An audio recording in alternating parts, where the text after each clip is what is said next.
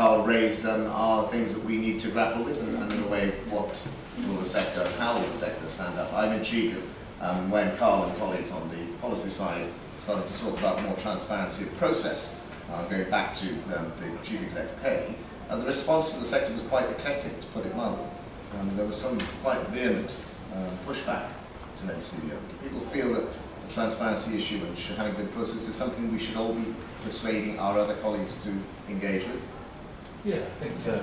And also recognising I think you mentioned it earlier on, the different nature of the different charities and the way in which they function will govern how salaries are calculated.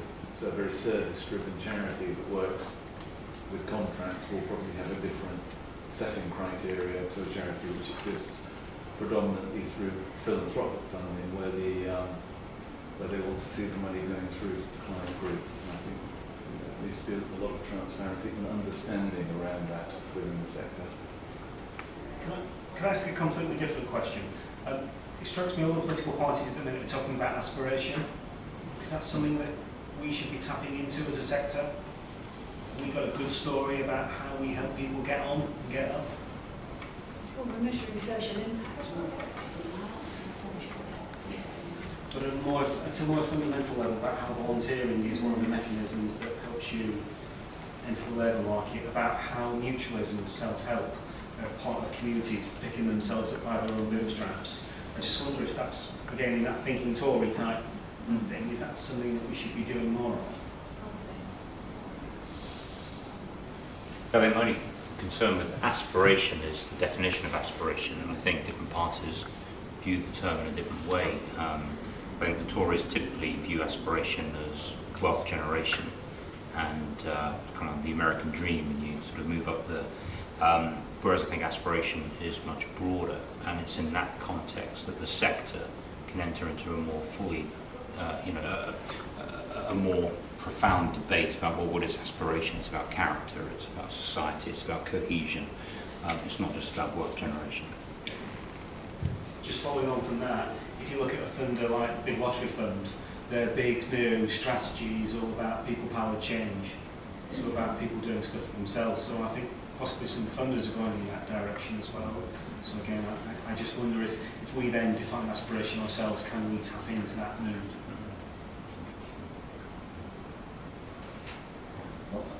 I think, I'm hoping this isn't unhelpful, but one of the things that has struck me through the debate, and it comes back to something you said right at the beginning, we've had a discussion about how to engage with the government, but in actual fact, we assumed this couldn't possibly be the government because the public wouldn't vote for that because they hated the Tories. So behind that, I think, is the real issue, is perhaps engaging with the people, if I may use that phrase again, with the population, because they clearly want something different to what has been in our mindset.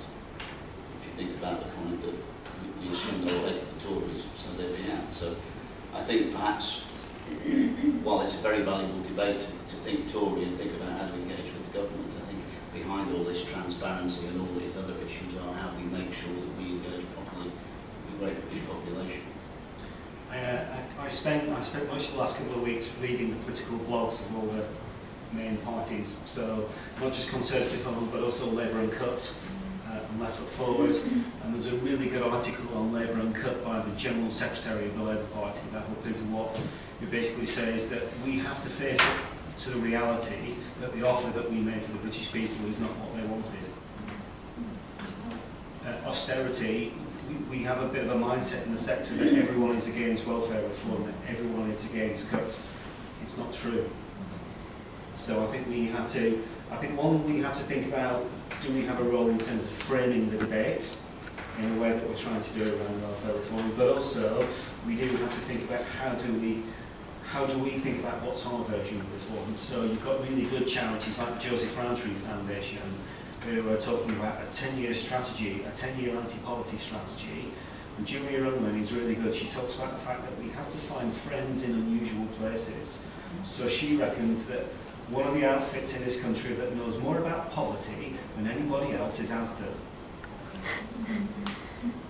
And we have to absolutely learn from Asda about what poverty is all about, and they're working with Asda to think about an anti-poverty strategy. it's also about, I was listening to Sarah Champion there. Is she still MP? She is got very involved in the sexual exploitation there. And she was saying how common is that the people who were exploiting the children were so good at identifying the vulnerabilities of those children, yet we are not. We cannot identify them that have been, in advance and protect them and give them that protection. And I thought that's a really great way into showing sort of power, really, the way of thinking about things in advance, analysing it in quite a business-like way. It's going to do as a business, because I'm aware of the vulnerabilities, who are the most vulnerable, and how can we then protect them. So that way of thinking sounds much more positive than running around trying to sort of catch all the people who've done it. I don't know if that's... I just actually have one other thought about the first intervention, and I didn't have time to bring the slides here today. There's polling from the New Philanthropy Capital, or NPC, that essentially says, I think a majority, certainly the largest slice of people who work in the sector, would vote for a Labour administration. But there is also polling from Lord Ashcroft that he released last week, that when you looked at who voted and you asked them what they thought of charities, the people who voted for Conservatives were much less trusting of charities. So there is literally a disconnect between who works in the sector and the voting public. I'm not sure that a lot of the public understand the big change in charities in terms of the public funding. I mean, something like the National Autistic Society gets 90-something% of its funding from the public purse. I don't think that the average, forgive me, average is a bad word, but the voters know that at all. Then can you really call it a charity? I mean, I think this is part of the difficulty of charities that are publicly funded, because to establish your identity is very difficult. And to establish your identity even with the beneficiaries is very difficult. I'm talking here with my kids' hat on. I don't think that parents necessarily know that this service is being delivered by kids. It's being paid for by Brent Council or Camden Council, and so we have great difficulty establishing any form of relationship or rapport or loyalty from those parents. So when people talk about, well, this is what you've got to do, and you've got to build up a database, and you've got to get out there, and you've got to make the beneficiaries feel good, and they're the ones who'll be your advocates. It's tough when the money's not theirs, it's coming from the public purse. And that's something that certainly individual payments, personal tips, is going to have, I think, a big impact on charities and where that's going to happen. Because if you haven't got that personal relationship with the parent, they may choose to go somewhere else. And I think that will have a big impact on a lot of the smaller charities who rely on the public sector money. I came across a large charity the other week, based up in the northwest. I suspect most people will never have heard of it. It's got a turnover of £105 million, and it's all public service contracts. And they are actively thinking now about why are they a charity, not because they want to change from being a charity, but because they're actually having that conversation about why are we different from the public sector or even the private sector. So they are starting to think about what is it that we do in our community in terms of public benefit, what's our responsibility as a big charity in terms of how we relate to smaller organisations around us, whether that be geographically or working in the same area. And I think I'm coming across a bit more of that. And I think that's useful and important at the minute, because another point about the current administration is that when it comes to supporting charities, thinking about the infrastructure type support, they are not interested at all. So I think we're going to have to look more and more about how the sector almost works as an ecosystem and how bigger organisations play more of a role in supporting smaller ones. I mean, we certainly saw the big organisations like Serco, like Virgin, whatever, coming into the sector. However, this is about children's, disabled children. Serco have withdrawn. We actually interviewed the woman who was leading it as to why Serco would take a further step back. And she said, well, because we couldn't make a margin. Surprise, So I don't know whether the big companies will continue to try and take over contracts. But I sense that there will be charities that will go under in this new, well, it's not new, but it's an increasing pressure on what we're going to get from the public sector. I'm not unfamiliar with the charities going under. Yeah. I mean, I've had some coming to me and saying, will you please take us over? And I said, well, no, I can't. There's no way. Just to mention in passing, in the last Parliament, estimates released just before the election suggest that public sector outsourcing doubled in size. But also, was it just a month before the last Parliament, Serco reported that they lost £1.3 billion on government contracts?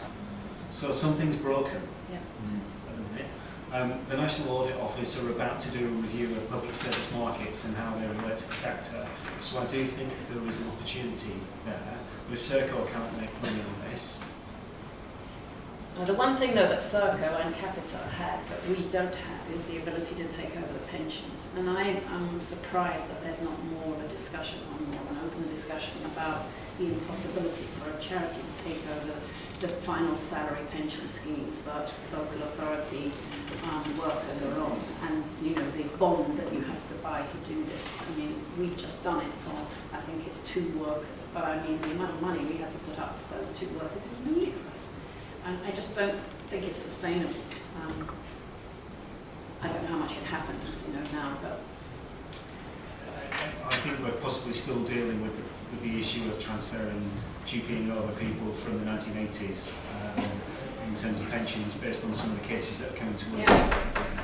The London Local Authority Pension Fund is chasing some organisations on that, I understand. Philip, did you want to? I was just interested in your comment about the North Western Service Delivery Charity. I don't think it's very helpful, actually, charities having some kind of existential crisis about why they are a charity or not. And I want all charities, I want your charity to be asking exactly the same questions as I want the government to be asking, which is, how do I deliver public benefit most effectively? And not be anxious about structure, whether they should be doing this or that. It's what is going to most effectively deliver the purposes for which that organisation exists and take the tax relief on offer. And I think, Cliff and various other people talk about friends in unusual places, I was saying. One of the things I've been talking to Interserve recently, who have launched, I think it's Purple Futures. And there are lots of examples where actually people are beginning to realise that they have to work effectively with charities and give them proper reward for the work that they're doing in that context of public service delivery. So I'm always intrigued about, so is a business that does 90% of its business with the state not a business? For me, and I know quite a number of businesses of that ilk. And therefore, I don't think we should focus too much on that. I think back to your comment in a way, which I think is very, very valid, because we should be looking for the areas where we can have real impact, the way maybe there will be, and I don't like the word sector, I'm sorry, I hate the word sector, I don't know what it is, but voluntary organisations, civil society organisations actually coming together at all scales to actually influence what are effective ways to help the people that we're here to help. Maybe mother an apple pie for you. Well, but I think part of what Carl's saying is that actually thinking about the sector is not terribly useful. It's more useful to think about subsectors, because they've got very different positions, very different challenges, very different opportunities. But that isn't a surprise, because if you thought business, you wouldn't put the global multinationals together with the corner shops. Absolutely. It wouldn't make any sense to do so. Absolutely. And I spend most of my time saying to people, of course, you realise that most charities have a turnover of less than £1 million. They're tiny, and therefore they're micro businesses. And so to ask them to actually operate like a corporate, I mean, NCDO has to operate like a corporate, we turn over £10 million. I mean, to some extent there is justification in those, but in other ways it's quite a big challenge for many organisations in the sector, for most I would argue, to actually have to operate to some of the standards which are disproportionate to the size of the organisations that exist. But again, I'm not a policy man, so. Can I ask another question? What, if anything, do you want NCBO to do in terms of this government?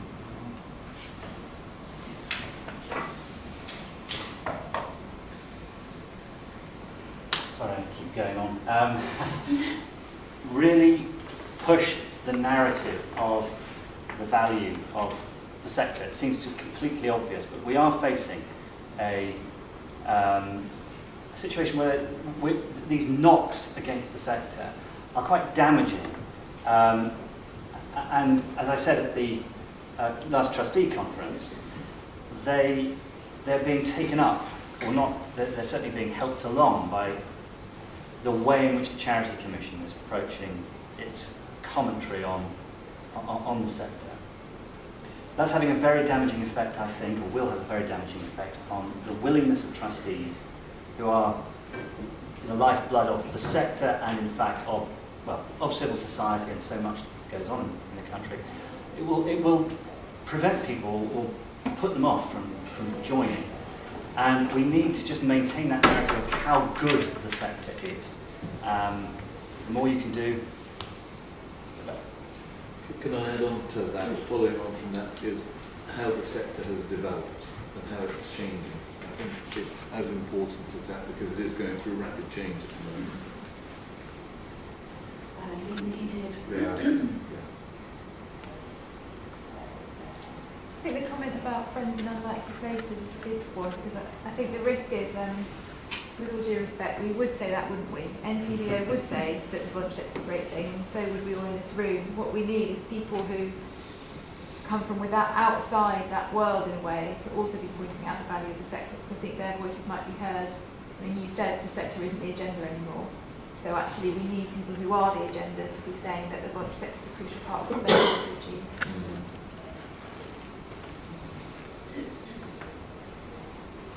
Do you think the Tories are the enemy? No. I kind of sense that you did. I'm pleased to see you do. Not that I'm a great fan. I don't think anyone is the enemy. I fervently believe anyone who stands for Parliament and then goes into government does so because they want to make the country a better place. They may have a very different view about how they get there, though, and we can disagree with them. And again, perhaps a personal view, I've never felt that the most successful lobbying is the sort of stuff that Cliff talks about before, of essentially telling people they're stupid and they're doing it wrong. Instead, people want solutions, and I think it's incumbent upon us not just to identify problems, but to go to them with solutions. I agree with the video here in the bright orange.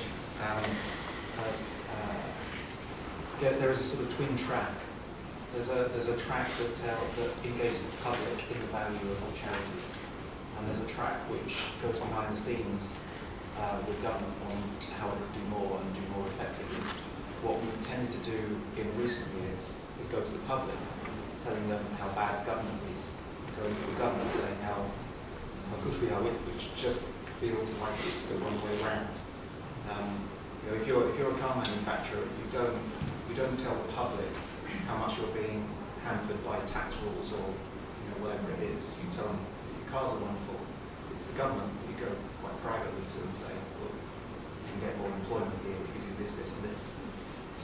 So it's that sort of way around.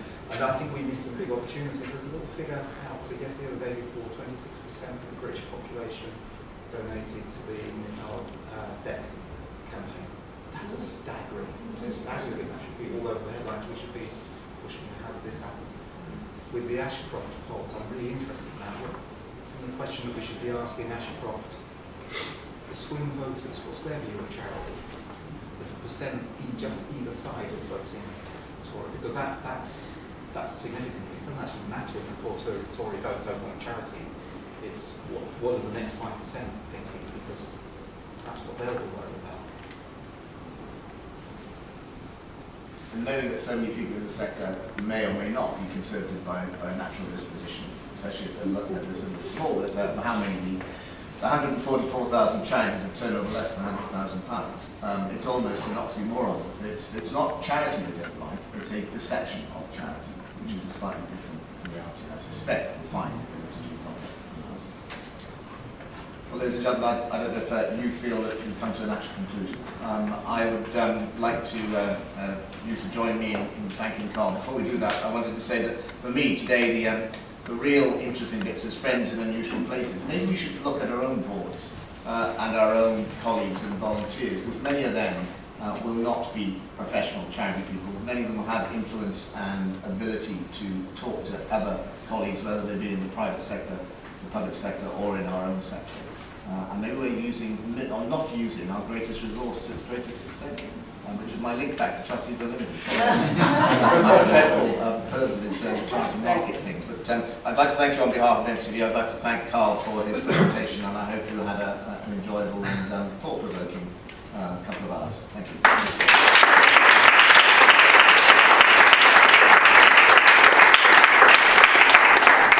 Please feel free to take coffee, reserve bananas, bananas, and